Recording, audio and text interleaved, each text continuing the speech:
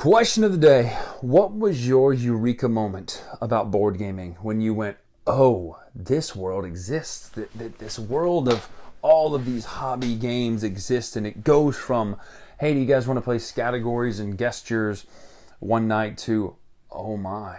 And you walk into a store and there's just wall-to-wall Gloomhaven and party games of beautiful grandeur and things like Four Gardens that are stacked vertical games, the Dark Tower game coming right now. But what was the game where you went, oh, this world exists and I want to be a part of it? Because I'll tell you mine. You've heard me talking about it before. Would that be the game Heroclix? Now, Heroclix is not a board game, traditionally.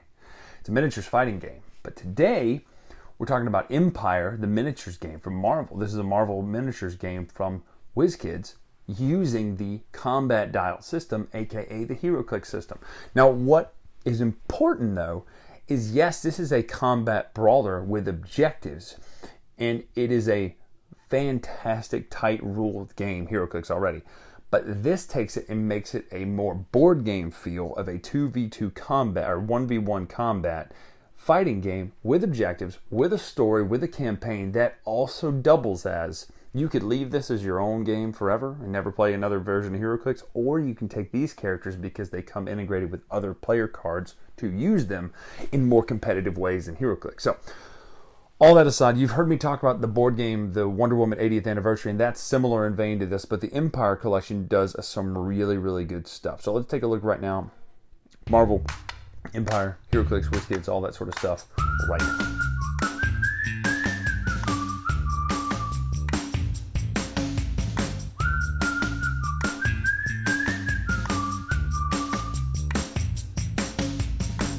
So here are the components pretty much laid out. Now we're going to show you how to set them up as the game plays. Obviously you've got these big, nice, chunky boards here. Great art, all that would hook up and shine together and show together. We're going to show these two or three boards right here in a moment. But first I want to show you the miniatures. Now I'll make a pretty bold claim. This is the Avengers Fantastic 4 Empyre miniatures game. Make a pretty bold claim that out of the box, in the final thoughts, you're going to hear me say something, and you're going to see why when you look at these miniatures. I'm going to show you every single one because they are absolutely stunning, astounding looking miniatures for a board game. Boom. Check out Wolverine. Belt's colorful. Check out this Super Skrull. He's an X-Men Super Skrull. Just great. He's got Colossus. He's got Cyclops. He's got everybody. It's a great sculpt. Classic Jim Lee Rogue. Looks like Marvel vs. Capcom. You've got the man himself, one of the best villains / anti-heroes of all time. And Taskmaster, very popular this year, just a great looking sculpt. And then, my favorite, we've got Madam Hydra first.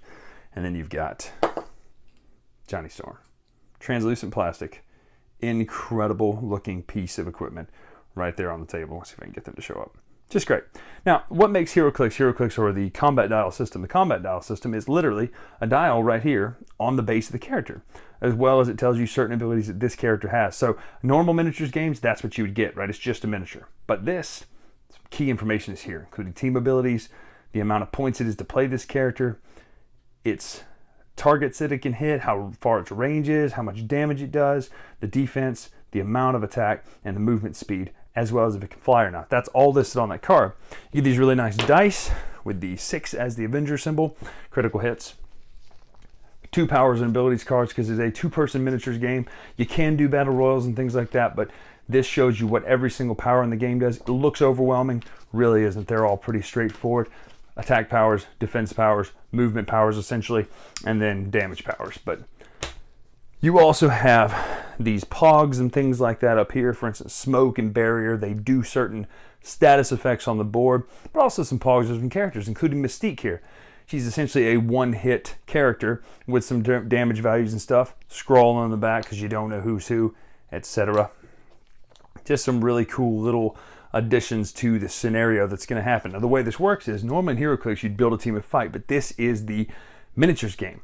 And the way it works is you've got a scenario. It tells you who to field on one team, who to field on another team. If, for instance, the bad guys win, this is what happens. If the good guys win, this is what happens. You go to scenario B, you go to scenario C. It also tells you how to win. And you'll fight this arc out through the campaign until one of you has won. Now, obviously, this is a long time. You wouldn't want to do this immediately in a day. You could do this back to back to back, but it does give you the options, and it really does play up this really cool story. And as you progress, based on who wins, it changes what the next mission is going to be and how you play and what advantages you get. But essentially, that's it. Now, what you do is you're going to set these up together, and I'm just going to show you kind of quickly what they would look like, a little piece of them here, because again, I'm not going to teach you the entire game right now because I will show you some things here. Let's just put a square out because you don't really need to see the whole thing.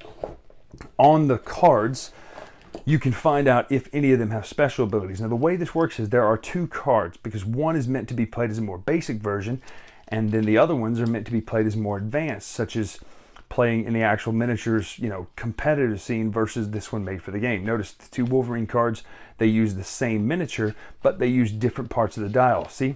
Front half on this one, back half on that one. Now, basic, pretty straightforward. The only thing you need to read is this team ability. Everything else is certain types of powers they do. This one, though, is a white power. You have to look at the card and see what it does. So that's what this will do. Any special kind of white powers, you have to go to the card and say, okay, that's what that means. For instance, that one is charge and running shot.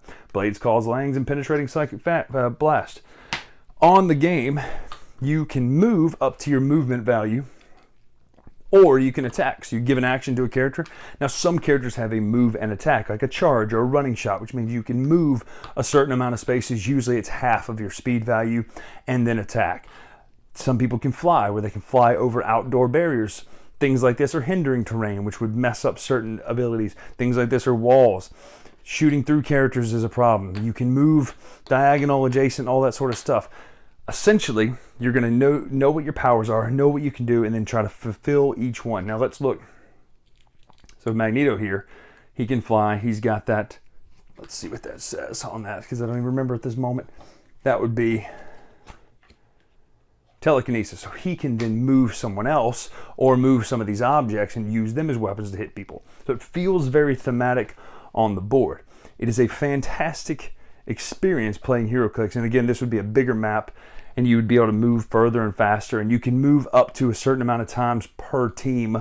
Usually it's 3 in a 300 points game. Some things will let you get away with that, certain little tweaks and powers, but essentially you're going to be moving around, fighting, knocking each other out. So the way this works is he can be 6 spaces away. 1, 2, 3, we're in range. I have an 11 attack. He has a 17 defense. Now, he has a special power, which would involve him getting to dodge potentially, but let's just ignore that for now. Now, I roll a 6. So 11 and 6 is 17. It has to equal to or be above it. I do hit him. He will then take my damage of 3 damage, which means you click it like this.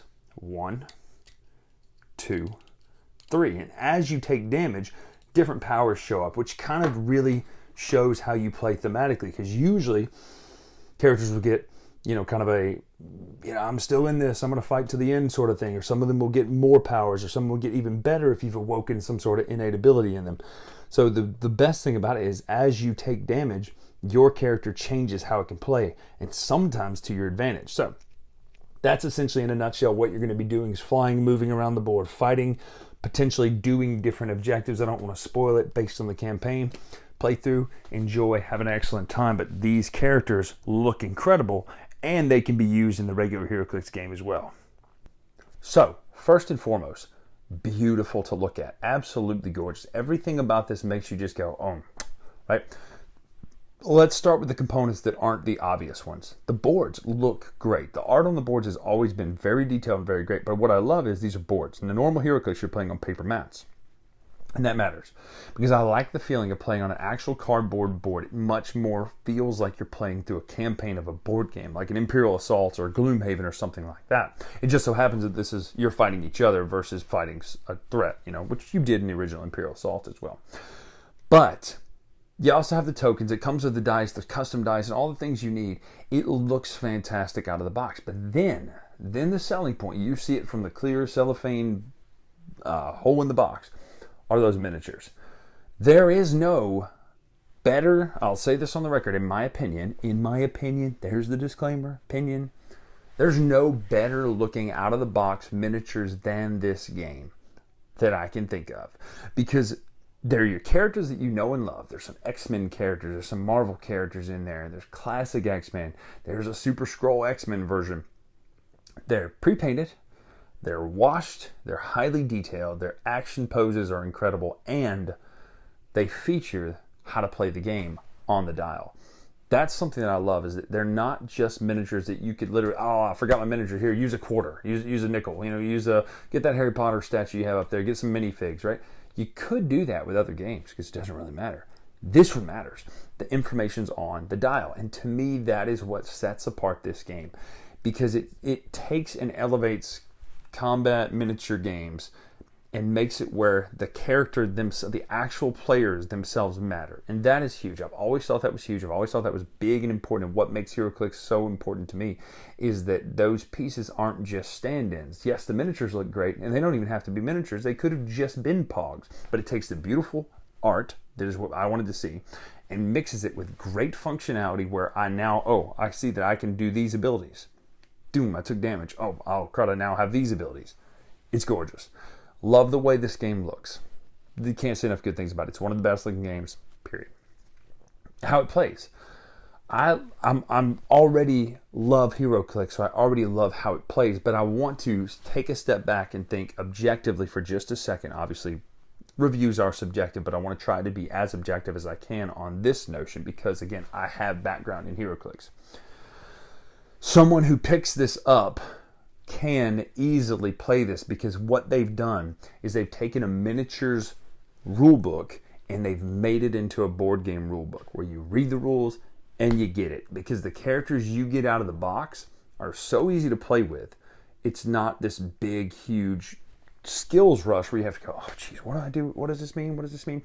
Yes, certain powers do certain things, but they've streamlined the rules, especially in this version, where anybody can get this. Let's say you go and buy this, you don't know anything about Heroclix. Let's say you win this at a game night. Let's say you win this at a store, you buy it, you get it, whatever. You can take it home, read the rules, and play it and never know about this thing called Heroclix. You just are playing this board game that you got with beautiful miniatures. So I can't say enough good things about this if you're interested in getting to Heroclix, or if you're not, if you're just looking for fun Marvel games that are very thematic, which involve beautiful pieces and miniatures, this is one to check out. If you liked Marvel United, but you want something a little meatier, go with this route. It's a gorgeous game. It's fun to play. Can't say enough good things about it. I love this system that they're doing where they're making board games using the combat dial system and making it. So can't say enough good things. Bryan Drake here on the Dice Tower. Make sure to follow me on Twitter, Instagram, etc. at Dice Tower Bryan. Until next time, we'll see you.